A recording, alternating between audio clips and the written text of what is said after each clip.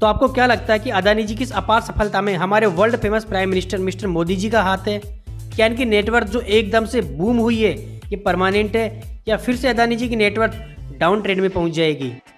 तो इन सभी सवालों के जवाब आपको इस वीडियो में मिल जाएंगे, तो वीडियो को अंत तक जरूर देखिए। तो हम लोग गौतम अडानी का कंपैरिजन हमेशा मुकेश अंबानी के साथ करते हैं, लेकिन सही मायने में अगर देखा जाए तो इनकी तुलना मुकेश अंबानी से ना करके धीरूभाई अंबानी से करनी चाहिए, क्योंकि गौतम अडानी भी धीरूभाई अंबानी की तरह ही फर्स्ट जनरेशन ऑफ एंटरप्रेन्योर है। क्योंकि गौतम अडानी के पास आज जो कुछ भी है वो उनके पिता या उनके पुरखों से विरासत में नहीं मिला है, बल्कि इस पूरे साम्राज्य को उन्होंने अपने खुद के दम पर खड़ा किया है। चलो इसे समझने के लिए अब हम उनके शुरुआती जीवन और उनके बैकग्राउंड के बारे में जानते हैं। दोस्तों 24 जून 1962 को गौतम अडानी का जन्म अहमदाबाद गुजरात में हुआ। इनके पिता शांतिलाल अडानी का गुजरात में ही कपड़े का बिजनेस था, लेकिन गौतम अडानी को अपने पिता के बिजनेस में कोई दिलचस्पी नहीं थी, क्योंकि वो अपनी लाइफ में शुरुआत से ही कुछ अलग और कुछ बड़ा करना चाहते थे।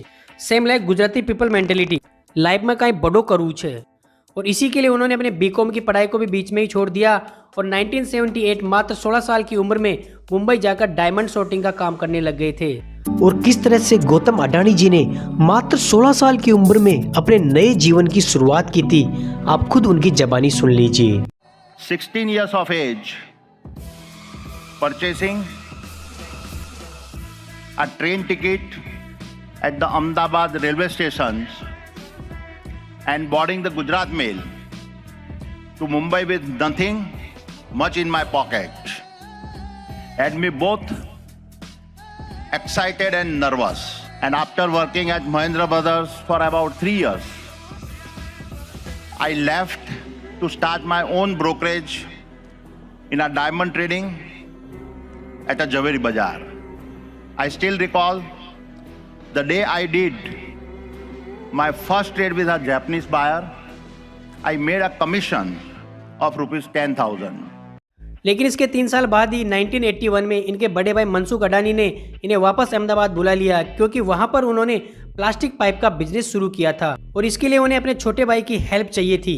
दरअसल इस बिजनेस के लिए उन्हें हर महीने 20 टन पीवीसी की जरूरत पड़ती थी, जो कि भारत में उपलब्ध नहीं हो पा रही थी। इसलिए इन दोनों भाइयों ने फैसला किया कि वो दूसरे देशों से पीवीसी इंपोर्ट करेंगे, और इस बिजनेस की रिक्वायरमेंट की वजह से ही उन्हें पहली बार इंपोर्ट और एक्सपोर्ट के नियम और कानूनों की जानकारी मिली थी। और फिर इसी एक्सपीरियंस का फ़ायदा उठाते हुए उन्होंने साल 1988 में अडानी एक्सपोर्ट लिमिटेड नाम से एक कंपनी की शुरुआत कर दी, जो कि आगे चलकर यही कंपनी अडानी ग्रुप की फ्लैगशिप कंपनी बनी। अगर आज की बात करें तो अडानी ग्रुप में अलग अलग नाम से कई कंपनीज शामिल है, जो कि अलग अलग प्रोडक्ट्स और सर्विस में काम करती है। चलिए हम अडानी ग्रुप के कुछ वेल नोन कंपनीज और उनके प्रोडक्ट की बात करते हैं, जिसकी वजह से अडानी न केवल भारत बल्कि एशिया के सबसे अमीर व्यक्ति बन गए हैं। बात करते हैं अडानी ग्रुप की सबसे बड़ी और सबसे पहली कंपनी अडानी एंटरप्राइजेज की। यह कंपनी मुख्य रूप से कोल ट्रेडिंग, कोल माइनिंग और एयरपोर्ट ऑपरेशंस में काम करती है। इनकी दूसरी बड़ी कंपनी का नाम है अडानी पोर्ट्स एंड एसीजेड, जो कि APSEZ के नाम से जानी जाती है, जो कि पोर्ट ऑपरेटिंग का काम करती है, जो कि इंडिया की सबसे बड़ी प्राइवेट पोर्ट ऑपरेटिंग कंपनी है। इसके अलावा अडानी पावर जनरेशन और पावर डिस्ट्रीब्यूशन का काम करती है। अडानी टोटल गैस बड़े बड़े शहरों में गैस डिस्ट्रीब्यूशन का काम करती है। अडानी ग्रीन पूरी दुनिया में सोलर एनर्जी और विंड एनर्जी जनरेशन का काम करती है। और Adani Wilmar company edible oil बनाने का काम करती है। Just for your information, India में बिकने वाला फॉर्च्यूनर ऑयल भी इसी कंपनी का एक प्रोडक्ट है। दोस्तों गौतम अडानी की एक खास बात यह है कि जो भी काम करते हैं वो नेशनल या इंटरनेशनल लेवल पर करते हैं, और शायद यही एक वजह है कि वो जिस भी फील्ड में एंटर हुए हैं उन सभी फील्ड्स में उनकी कंपनी नंबर 1 पर है। और इसी तरह कंटिन्यू अपने बिजनेस एम्पायर को बढ़ाने में लगे रहते हैं।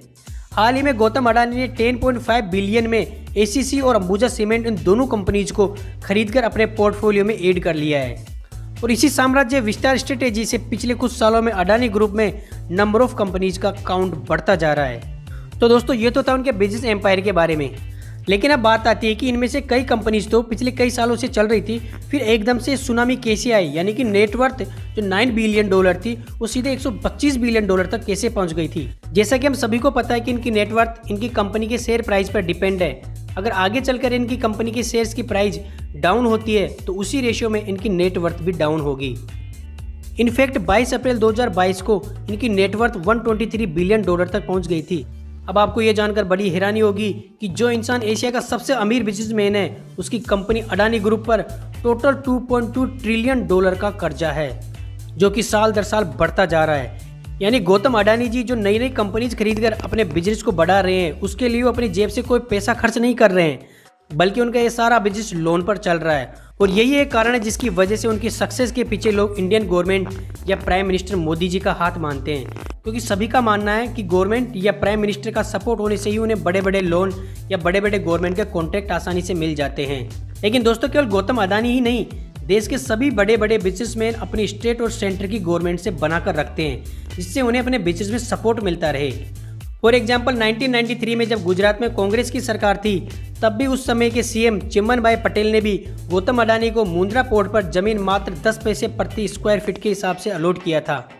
मतलब जब स्टेट में कांग्रेस की सरकार थी, तब भी गौतम अडानी के संबंध उनके साथ अच्छे थे, और उसके बाद बीजेपी की सरकार के साथ भी उनके संबंध अच्छे ही चल रहे हैं।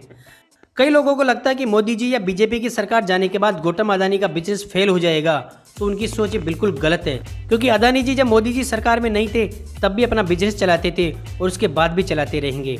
और वैसे भी भारत में मोदी जी का तो पता नहीं, लेकिन बीजेपी का सरकार से जाना और नई पार्टी का सरकार में आना, ऐसा कहना एक आम आदमी को नींद में आए सपने में वर्ल्ड टूर का टिकट कन्फर्म होने के समान है। और ऐसा होने को हमारी भाषा में चमत्कार कहते हैं, और चमत्कार इस कलयुग में बहुत रेयर ही देखने को मिलते हैं। आई होप वीडियो आपको इंटरेस्टिंग लगा होगा, so please like and share this video. Thanks for watching.